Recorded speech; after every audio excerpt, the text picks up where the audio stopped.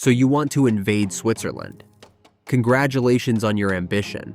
You have chosen a small, rich, famously neutral country that has not fought a foreign war in over 200 years. On paper, this is the easiest conquest in Europe. By the end of this briefing, you will understand why the last professionals who seriously planned this job at the height of their power quietly closed the file and walked away. We are going to audit your entire invasion, piece by piece, and at the end, I will read you the itemized bill. Stay for the final line item. It is the one that kills the plan. Let us start with why your staff thinks this is easy. Switzerland has about 9 million people. Its army is not a professional force, but a militia of part-timers, bakers, and bankers and software engineers. It has no aircraft carriers, no nuclear weapons, no alliances, no NATO Article 5, nobody legally obligated to save it. It sits on some of the densest wealth on the planet: banks, pharmaceutical giants, precision industry, and gold. It has not been successfully invaded since Napoleon in 1798. Your briefing document calls it soft, rich, and alone. Every word of that is technically true, and it is the most expensive mistake you will ever make, because Switzerland is not a country that has an army. Switzerland is a country that has spent 2 centuries turning itself into a weapon, and then hiding the weapon inside the scenery. Begin with the ground, because the ground is against you before a single shot is fired. About 70% of Switzerland is mountain. The Alps across the south and center, the Jura along the northwest. This is not scenery, it is architecture. In most countries, an invading army maneuvers. It sweeps, it flanks, it encircles. In Switzerland, you do not maneuver, you queue. Every approach into the interior funnels through a narrow valley or a mountain pass, which means your entire invasion compresses into a handful of predictable lines that Swiss artillery officers have had 200 years to measure. Every one of those valleys is a pre-registered kill zone. The defender does not need to find you. He needs to wait for you to arrive at the coordinates he wrote down before your grandfather was born. And then there is the calendar. For months every year, snow closes the high passes entirely. Pick the wrong season, and the mountains do the defending for free. We covered what ice alone did to 2 million Germans outside Moscow. Switzerland is that thermometer, with artillery. But terrain is only the stage. Now meet the machine built into it, because here is the part your briefing missed. Switzerland spent the entire Cold War booby-trapping itself. For decades, thousands of bridges, tunnels, and mountain roads were constructed with demolition chambers built directly into them, engineered so the entire national transport network could be dropped within hours of an invasion. The army says the last permanently installed explosives were removed by around 2014. The chambers are still there, waiting to be refilled. Think about what that means for your armored columns. Every bridge on your invasion route was designed, from the blueprint stage, to disappear. It gets stranger. Scattered across this postcard country are an estimated 20,000 plus military fortifications, and the Swiss made an art form of hiding them. There are chalets in the hills that are not chalets. They are concrete bunkers wearing wooden costumes with painted-on windows and artillery behind the shutters. There are barns concealing anti-tank guns, boulders that are machine gun nests, and cliff faces that swing open to reveal cannon barrels inside the living rock. In the west, lines of concrete anti-tank obstacles run through the countryside, and because this is Switzerland, the locals name them after a chocolate bar, the Toblerone line. Your tanks will be stopped by something named after dessert. Entire fortress complexes are buried inside the mountains at Sargans, St. Maurice, and the Gotthard. Artillery mountains with barracks, hospitals, and magazines carved into the granite. You are not invading a country that built some bunkers. You are invading a bunker that built a country around itself for camouflage. And now the part that should genuinely worry your planning staff: the people. Switzerland runs on universal militia service. Nearly every able-bodied Swiss man trains as a soldier, and when he goes home, his service rifle goes home with him. It is in the closet, next to the ski boots, which produces a mobilization speed that professional armies dream about. In September 1939, Switzerland had barely 4 million people, and it put around 430,000 armed men on its borders within days. Roughly 1 in 5 citizens of the entire nation ended up serving. Today, the armed forces can call up over 100,000 militia in days, from one of the most heavily armed societies on Earth. In a country where marksmanship is a legal obligation, and the National Shooting Festival is a family day out.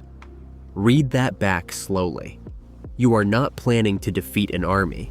You are planning to occupy 9 million people whose national hobby is hitting targets. And the Swiss planned for losing, too, which almost nobody does. Since a 1963 law, every resident of Switzerland is entitled to a place in a protected shelter, and the country actually built them. Shelter capacity for more than 100% of the population, blast doors under apartment blocks and schools. The only nation on Earth that can put every single citizen underground. During the Cold War, a civil defense book issued to Swiss households contained one instruction your psychological warfare team needs to hear. If a broadcast ever announces that Switzerland has surrendered, citizens were told to treat it as an enemy lie and keep fighting. The country preemptively canceled its own surrender, and a Swiss army major named Hans von Dach wrote an entire manual, Total Resistance, teaching citizens how to wage guerrilla war after occupation. Most nations plan to win. Switzerland also planned, in writing, for how to make your victory unlivable. You may be thinking, fine, I will win this from the AIR. Let us audit that. The Swiss anticipated you again. During the Cold War, they carved air bases into the mountains themselves. Fighters parked inside granite caverns that no bomb you own is rated to open. They built sections of ordinary motorway with removable median barriers, so the highway becomes a runway. And jets can scatter across the road network you were planning to bomb. And these people shoot at everyone. In 1940, Swiss fighters shot down about a dozen German aircraft that violated their airspace, which made Berlin apoplectic. And later in the war, they fired on and interned stray American bombers too. Neutrality with a trigger. Yes, there is a famous joke here. For years, the Swiss Air Force kept office hours, and when a hijacked airliner crossed the country early one morning in 2014, French and Italian jets escorted it because the Swiss were not open yet. Enjoy the laugh, then update the file. Since the end of 2020, Swiss quick reaction jets stand ready around the clock, and 36 F-35s are on order. The office is now open at 3 in the morning, specifically for you. Now for the section of this audit, you should frame and hang on your wall. You are not the first to run these numbers. The last serious customer was the Wehrmacht, and their file has a name, Operation Tannenbaum. Picture June of 1940. France has just collapsed in 6 weeks. Switzerland is now completely surrounded. Germany to the north, occupied France to the west, Austria under the Reich to the east, Mussolini's Italy to the south. 9 million against a continent, 4 million back then, against the most feared military machine on the planet, with no possible ally and no way out. That is the moment Switzerland chose to escalate. On July 25th, 1940, General Henri Guisan loaded about 650 of his officers onto boats and took them to the Ruetli Meadow, the field where the Swiss Confederation was founded in 1291, and announced the strategy your planners need to understand: the National Redoubt. If invaded, Switzerland would abandon its own cities. Zurich, Geneva, the banks, the factories, given up without sentiment. The army would withdraw into the Alpine fortress and hold the mountains indefinitely. And the crown jewels, the Gotthard and Simplon rail tunnels, the only strategic assets Switzerland offered, the direct rail links between Germany and Italy, were wired for demolition. The message to Berlin was arithmetic, not defiance. Invade us, and the one thing you want is the first thing we destroy. What is left to conquer is a granite fortress full of riflemen, and you will pay full price for a country that no longer contains its own value. German staff officers drafted Tannenbaum over and over through 1940, with estimates ranging from 11 to 21 divisions, plus Italian armies attacking from the south. Hitler reportedly called Switzerland a pimple on the face of Europe, and he wanted it gone. The order never came. At the absolute peak of German power, with Switzerland surrounded, alone, and outnumbered, the professionals ran your exact audit, looked at the cost line and the prize line, and closed the file. Hold that thought, because their 1940 bill was a bargain compared to yours. Because now we audit your actual plan, and modern occupation math is merciless. Suppose your first phase somehow works. You absorb the blown bridges, you take the valley casualties, you park armor in Zurich. Congratulations, you have now purchased the expensive part. Holding a hostile country takes, by the standard planning ratio, 20 to 25 soldiers for every 1,000 inhabitants. Switzerland has 9 million inhabitants. That is roughly 200,000 occupation troops, not for the invasion, for every single year after it, deployed in terrain custom-built for ambush, against a population that trains for marksmanship by law, with a guerrilla manual in print and a national instruction to treat your victory broadcast as a lie. For a price anchor, the war in Afghanistan, similar mountains, similar occupation math, cost the United States around $2.3 trillion over 20 years and did not end in control.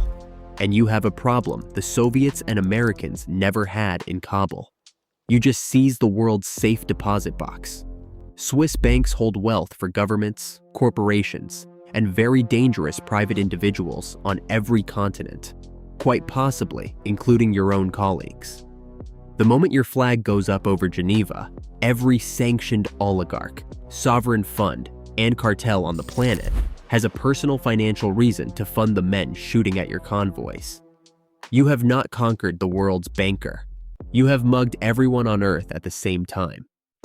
So let us read the bill. Line 1, assault force. 500,000 troops minimum, because the Wehrmacht priced 21 divisions when the defenders were 4 million, and there are 9 million now. Line 2, occupation garrison, 200,000 soldiers, standing indefinitely in the ambush capital of Europe. Line 3, operating cost on the Afghan curve, hundreds of billions per year, trillions per decade. Line 4, equipment. Every bridge and tunnel on your logistics map is a pre-engineered demolition site. So add continuous combat bridging across the Alps in winter. Line 5, diplomatic and financial retaliation. Total, from every direction at once, because their money lives in the thing you just grabbed. And now the final line item, the one I promised you. The objective itself. The only reasons to invade Switzerland are the tunnels, the banks, and the industry. The tunnels are wired to vanish in the first hour. The banks are numbers on servers that will be emptied, frozen, or worthless the moment you cross the border. The factories and the scientists do not work at gunpoint, which means the prize is designed to cease existing at the exact moment you reach for it. You are being asked to pay trillions of dollars and hundreds of thousands of men for a granite box that deletes its own contents on entry. The verdict of this court: invasion of Switzerland denied. Not because you cannot get tanks across the border. You can.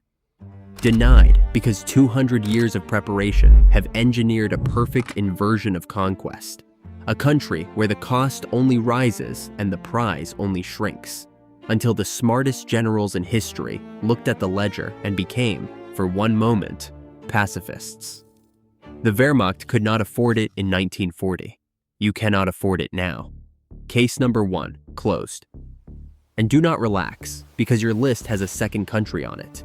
Smaller than Switzerland, colder than Switzerland, and unlike Switzerland, this one was actually invaded by a superpower. outnumbered 50-1. What happened next humiliated an empire so badly it changed the Second World War. That case file opens next. If you want your invasion plans rejected properly, hit subscribe because the Iron Verdict Court is now in session.